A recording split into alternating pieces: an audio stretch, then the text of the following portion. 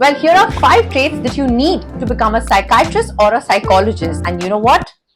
These traits can be learned. If you don't already have these traits, don't worry. There are a bunch of ways that you can entail them, learn them, and definitely get better at them. Hi, my name is Dr. Adatta. I am a consultant psychiatrist with over 13 years of experience, and I practice in India, but I practice online. So in a way, I practice all around the world. Now, having said that, I've been asked this question by many psychiatry and psychology enthusiasts that, Doctor, what are the traits that I need to become a psychiatrist or a psychologist? Can I become one or not? How about you do a little bit of check whether you have these 5 traits or not? And definitely these are not just 5, you can have many other traits as well. Number 1 is an open mind. Psychiatry is a field that comes with a lot of challenges, a lot of belief system related issues. People have a lot of different experiences and stories. So don't ever shut your mind. You're always in a learning mode because you may have never heard of something, but it does exist. So keep an open mind. Number 2, आपने सुना होगा empathy. People often say that you need empathy. Now what that means is being able to understand and empathize and be with others' emotions rather than just feel sorry for them. Again, empathy can be learned. Don't worry if you're not the most empathetic person on earth, because here's step number 3. Along with empathy, which means understanding people's emotion, you also need to have a lot of critical thinking and being able to distance yourself from the patient. Sounds like a paradox, doesn't it? Because you're empathetic, you may feel too much for the patient, but you need to distance yourself from the emotion, compartmentalize, look at it from an outsider perspective, and then help them. Number 4,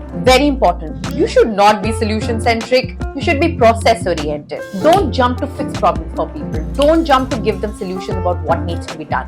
Instead, walk them. After all, they say teach a man to fish and he will fish for the rest of their life rather than giving them a fish, right? Finally, number 5 is a lot of cultural understanding. There are a lot of cultural nuances when it comes to people's mental health. What is right in a culture may be very inappropriate in another culture. And in India, we have so many cultural diversities as well, right? So remember, you should be aware of cultural nuances as well. And finally, here's a bonus skill that will make you a great psychiatrist or a great psychologist in the field of psychiatry and psychology.